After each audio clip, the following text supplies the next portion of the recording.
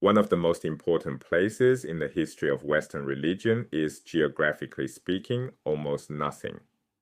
Mount Zion stands about 2,500 feet above sea level, lower than the Mount of Olives right next door. Yet the Psalms call it the joy of all the earth, the dwelling place of God, the navel of creation. The gap between that modest hill and those cosmic claims is the story we need to understand. As I see that. To understand how Zion became the center of the cosmos, we need to start with the political moment that made it possible. At the opening of 1 Samuel, Israel faces three intertwined crises. First, who will lead? The tribal confederation has no permanent ruler. Second, the Philistines pose an existential military threat. Third, the Ark of the Covenant, God's physical presence among Israel, has no permanent home. Solomon's accession resolves all three. The Davidic dynasty is established. 1 Kings 2:12 records Solomon sitting on David's throne.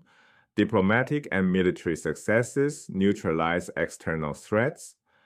And the ark is brought to Jerusalem, where Solomon constructs a permanent house for it. These three resolutions converge into a single outcome, the temple. But the resolution came at a cost. Israel transformed from a tribal confederation into a centralized monarchy.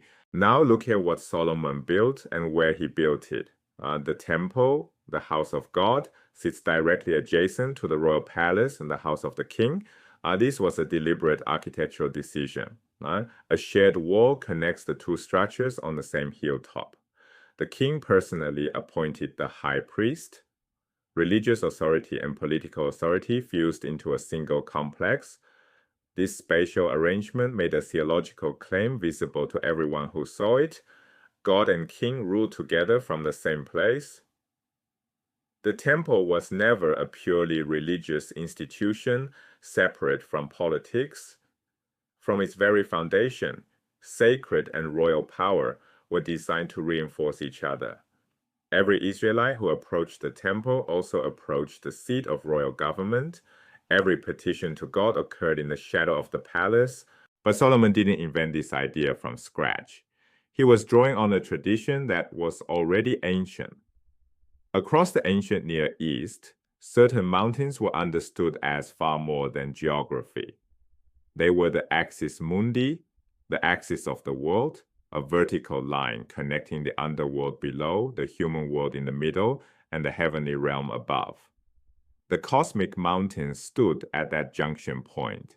It was the meeting place of the gods, the navel of creation, and the source of cosmic order. This pattern appears everywhere: Greek Olympus, Mesopotamian ziggurats, stepped temple towers designed to replicate the cosmic mountain, Canaanite sacred peaks.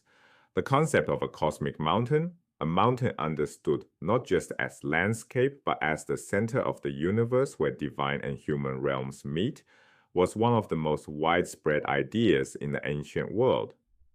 Israel didn't invent it. Israel inherited it. The closest parallel comes from Israel's immediate neighbors. In the Ugaritic texts, Ugaritic being the language of ancient Ugarit, a Canaanite city in modern-day Syria, Mount Zaphon is the mountain of Baal. It's his divine dwelling, the place where he issues cosmic decrees, the axis connecting heaven and earth. Zaphon is lush, fertile, abundant, a paradise. Scholar John Levinson has documented what he calls tremendous commonalities of language and concept connecting the mountain of Baal, the mountain of El, and the mountain of Yahweh. The parallels are not vague. They are specific and structural. Look at the comparison row by row. Zaphon is Baal's palace. Zion is Yahweh's temple. Zaphon is the axis mundi, tallest of mountains. Zion is the joy of all the earth in Psalm 48. Baal defeats chaos and establishes order from Zaphon. Zion becomes the place from which the world was created. Zaphon is lush and fertile. Zion becomes the Garden of Eden, the source of rivers in Ezekiel 47. This is not coincidence. Israelite religion was in active dialogue with its cultural environment. Zion didn't invent the cosmic mountain tradition. It inherited and transformed it. replacing Baal with Yahweh, while preserving the mythic architecture. The result, layers of cosmic meaning applied to one small hill. Zion became paradise, the Garden of Eden, the place from which the world was created, a microcosm, a small-scale model of the entire created world, the earthly reflection of a heavenly temple. Psalm 84 captures the emotional weight. How lovely is your dwelling place, O Lord of hosts! My soul longs, yes, faints for the courts of the Lord. The physical hill was small. The mythic Zion was infinite. So what did all this cosmic theology mean for an ordinary Israelite standing in front of the temple? 1 Kings chapter 8 gives the answer. Solomon dedicates the temple with a public speech that defines its purpose for centuries.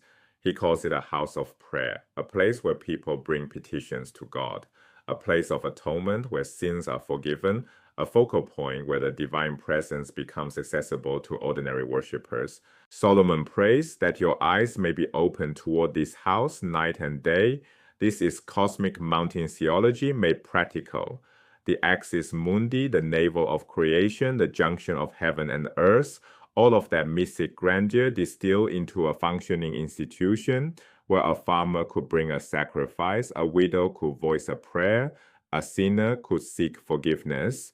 The temple remained this central focal point of Israelite worship for centuries until Babylon destroyed it in 586 BCE. Here's what to carry forward. Physical spaces acquire sacred meaning through layers of tradition, political decision-making, and mythic imagination. Mount Zion was a modest hill that became the center of the universe, not through geography, but through the deliberate fusion of royal power and cosmic mountain theology inherited from Israel's Canaanite neighbors. The next time you encounter Zion in the Psalms or the prophets, look for Zaphon beneath the surface. It's there.